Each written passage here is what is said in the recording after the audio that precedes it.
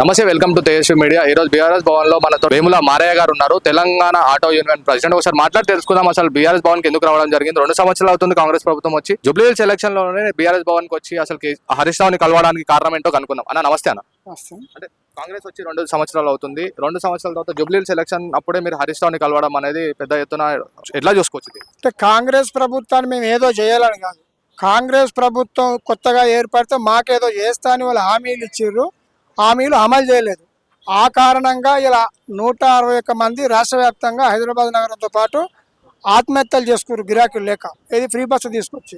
కాబట్టి మేము ఇవాళ బీఆర్ఎస్ పార్టీ ఇవాళ ఎలక్షన్ ఉందని కాదు, గతంలో సంవత్సరం క్రితం కూడా మొత్తం కేటీఆర్ గారు, హరీష్ రావు గారు ఆటోలలో అసెంబ్లీ పోయి కూడా మా గురించి మాట్లాడారు. కనుక ఇవాళ జూబ్లీస్ ఎలక్షన్లో కాంగ్రెస్ పార్టీని ఓడించాలి, మా ఆటో కార్మికుల నిరసన తెలపాలనే ఉద్దేశంతో మేము ఇవాళ అందరం ఆటో కార్మికులము ఏకమై జూబ్లీస్లో బీఆర్ఎస్ పార్టీకి అనుకూలంగా ప్రచారం చేస్తున్నాం. ఎందుకు అంటే ఇలా డ్రైవింగ్ లైసెన్స్లు మొత్తం నిలిపేసిండు రేవంత్ రెడ్డి గారు వచ్చి. ఇలా ఆటోలకు కొత్త లైసెన్సులు ఇస్తలేడు, ఆటో కొత్తలకు పర్మనెంట్లు ఇస్తలేడు.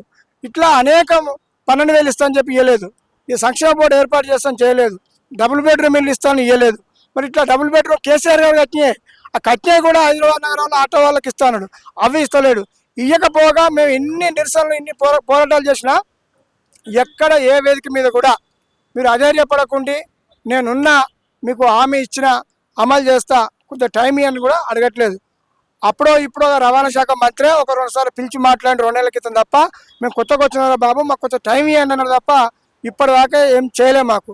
కాబట్టే మేము ఇలా ఏదే జూబ్లీస్ అవుతుందో ఆ జూబ్లీస్లోనే గత 2023లో ఆయన రాహుల్ గాంధీ గారు, వాళ్ళ అధినాయకుడు రాహుల్ గాంధీ గారు, ఆయన జూబ్లీస్ ఆయన పేరు మాజీ పోటీ చేసిన చూడు ఎమ్మెల్యే అజారుద్దీన్ గారు ఒక ఆటోలో ఎక్కి ఆటో ద్వారా వాళ్ళు మమ్మల్ని బూడిద కొట్టించారు.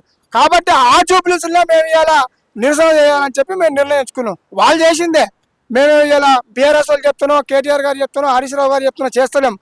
కడుపులో బాధ ఉంటేనే రోడ్ ఎక్కుతారు ఎవరైనా, వాళ్ళు చెప్తా చేయరు. కాబట్టి గతంలో మాకు బీఆర్ఎస్ పార్టీ అండగా ఉన్నది, మాకు మంచి గిరాకులు అయినాయి. ఇవాళ కాంగ్రెస్ వచ్చి మమ్మల్ని ఉన్న ఉపాధి పోగొట్టిందనే బాధతోటే మేము ముందుకు వచ్చింది తప్ప వాళ్ళని బదనాం చేయాలంటే మరి బదనాం చేస్తున్నాం అనుకుందాం, మరి ఎందుకో ముందుకు వస్తలేడు. మరి ఇవాళ జూబ్లీస్ ఎలక్షన్లు అవుతున్నాయి, అలా బాబు మేము ఉన్నాం ఇది ఇస్తామని చెప్పి అనుకో మాట్లాడుతూ ముఖం లేదా వాళ్ళకు. అంటే ఇప్పుడు నెక్స్ట్ 2 రోజులలో రోడ్ షోలు చేయబోతున్నాను అని రేవంత్ రెడ్డి ప్రకటించారు, దాని మీద ఎలా స్పందిస్తారు? రోడ్ షోని అడ్డుకుంటాం ఆటో డ్రైవర్లను, ఎక్కడికక్కడ ఆటోలు. కాకపోతే ఆయన పోలీసుల పాలన ఉంది, హోంమంత్రి లేడు, ఆయనే హోంమంత్రి ఆయనే ముఖ్యమంత్రి, కనుక మమ్మల్ని లోపటేస్తారు. కాబట్టి మేమైతే పక్కా దాన్ని వ్యతిరేకిస్తాం. ఏదో జూబ్లీస్లో ఆయనతో రోడ్ షోలు ఉన్నాయో ఆ రోడ్ షోలను మేము ఆటో యూనియన్ నాయకులు, ఆటో డ్రైవర్లు రేవంత్ రెడ్డికి అనరుడు, మమ్మల్ని ఓటు అడిగే హక్కు కూడా లేదు ఆయనకు. ఈ రాష్ట్రంలో ఏ వర్గాన్ని కూడా ఓటు అడిగే హక్కు లేదు ఆయనకు. కాబట్టి ఆ రోడ్ షోను మేము వ్యతిరేకించాలని చెప్పి మా ఆటో డ్రైవర్లకు కూడా మేము తెలియజేస్తాం. అంటే చూసుకోవచ్చు అన్న, బీఆర్ఎస్ మీద గత 2 రోజుల నుంచి ఒక దుమారం అయితే లేకపోతుంది, ఒక రీల్ అయితే వైరల్ అయింది. కేటీఆర్ గారు మాట్లాడింది పెద్దమ్మ కొడి పైన బీజేపీ వాళ్ళే మాట్లాడతారు, డ్రైనేజ్ సమస్యలు ఉన్నాయి, ఆటో సమస్యలు ఉన్నాయి. నిన్న హెచ్వైసీ సల్మాన్ అనేట ఆయన అయితే బీఆర్ఎస్లో చేరడం జరిగింది. అందులో అయితే గ్రేవ్యార్డ్ ఇష్యూ లేవనెత్తారు. దాంట్లో అయితే కేటీఆర్ గారు ఏమన్నా అంటే ప్రభుత్వ భూమిని నా సొంత పైసలతో నేను కొనిపిస్తాను. ఇప్పుడు బీజేపీ వాళ్ళు ఏమంటున్నారు అంటే పెద్దమ్మ గుడి కనిపించలేదు, ఓన్లీ గ్రేవ్యార్డ్ కనిపించిందా, ముస్లిం ఓట్లే కావాలి, హిందువులు అసలు పనికి రాడానికి మాట్లాడు, దాని మీద ఎలా స్పందిస్తారు? ఇప్పుడు గుర్తుపెట్టుకోరు, బీజేపీ విషయానికి వస్తే బీజేపీ చరిత్రనే అదొక మత ప్రాతిపదికన ఒక హిందుత్వం పేరుతోటి అధికారంలోకి వచ్చిన పార్టీ. బీజేపీ చరిత్రలో ఎక్కడైనా కేసీఆర్ లాగానో, కేటీఆర్ లాగానో, హరీష్ రావు గారు లాగానో ఎక్కడైనా ప్రజా సమస్యల మీద ఉద్యమాలు చేసిన చరిత్ర దేశవ్యాప్తంగా బీజేపీ పార్టీకి ఎక్కడ ఉందో మొత్తం హిస్టరీ మీరు గూగుల్ కూడా చూడండి. అంటే నేను ఆటో డ్రైవర్ల సంఘం కావచ్చు, మేము ఆటో డ్రైవర్లం కావచ్చు, కానీ మేము ఓటరుగా ఈ దేశ పౌరునిగా మాట్లాడుతున్నాం. బీజేపీ చరిత్రలో ఎక్కడైనా ప్రజల సమస్య మీద ఉద్యమాలు చేసిన చరిత్ర ఉందా? ఎంతసేపు దేవుళ్ళ మీద, ఎంతసేపు ముస్లింల మీద ఇట్లాంటి మత కలహాలు పెట్టి అధికారం వస్తుంది. ఇవాళ బండి సంజయ్ వచ్చి పెద్దమ్మ గుడి కడతాడు, అది ప్రజలకి ఏమైనా అక్కడ వచ్చేదేనా? అది మెయిన్ దుమారం కావట్లేదు. అంటే పెద్దమ్మ గుడికి ఇవ్వలేదు హామీ, గ్రేవ్యార్డ్ మీద ఇచ్చిన హామీ అనేది ఇక్కడ పెద్ద సమస్య నడుస్తుంది. దాన్ని ఎలా చూస్తారా? ఇప్పుడు అట్లాంటి ఏమైనా లీగల్గా చట్టబద్ధంగా ఎవరు ఉంటే కేటీఆర్ గారు ఇక్కడ ప్రభుత్వం 10 ఏళ్ళు ఉన్నోడు, మంత్రిగా ఉన్నాడు, చట్టం మీద అవగాహన ఉంటుంది, భూముల మీద అవగాహన ఉంటుంది. కాబట్టి టెక్నికల్ ప్రాబ్లం ఉంటే చేపిస్తాను హామీ ఇవ్వచ్చు. ఇవాళ బండి సంజయ్కి ఏ అవగాహన ఉండదు. ఉట్టిన గాలిగా మాట్లాడతాడు, ఏదో లొల్లి పెట్టిపోతాడు. కాబట్టి ఆ కేటీఆర్ గారు తెలియకుంటే హామీ ఇయ్యాడు కదా. కాబట్టి అదేమైనా ఉంటే వాళ్ళు చట్టపరంగా వాళ్ళు చూసుకుంటారు, కానీ అది ప్రజలకు పూయొద్దు. ప్రజలకు ఏం కావాలి? నీళ్ళు కావాలి, మంచి పరిపాలన కావాలి, మంచి రోడ్లు కావాలి, మంచి ఉపాధి కావాలి, ప్రజలకు ఇవి కోరుకుంటాడు. కాబట్టి కేటీఆర్ గారు ఎప్పుడైనా సరే ప్రజలకు ఏ రకంగా మనం ఉపాధి కల్పిస్తే వాళ్ళ బతుకలు వాళ్ళు బతారు. ఆ కేటీఆర్ గారు అదే ఆలోచిస్తాడు, కానీ ఇట్లా గొడవలు పెట్టాలని కేసీఆర్ గారు ఆలోచించారు. మీరు ఇప్పుడు ప్రజా సమస్యలు అన్నారు. మొన్న గ్రూప్ 1 విషయంలో బండి సంజయ్ గారే రోడ్ మీదకి వచ్చి అరెస్టులు చేయడం జరిగింది. ఇంకోటి చూసుకుంటే ఇక్కడ పెద్దన మెనన గాను మన గోరక్షకుల మీద దాడైంది. బుల్లెట్ కాల్పులు అనేది హైదరాబాద్ లో పెద్ద కలకలం జరిగింది. దాంట్లో ఇట్లా బీజేపీలో వచ్చారు. కేటీఆర్ కానీ కేసీఆర్ కానీ ఎక్కడ కనిపించలేదు. దాని మీద ఎలా స్పందిస్తారు? ఇప్పుడు బీజేపీలు దానికి వచ్చిర్రు, ఓకే.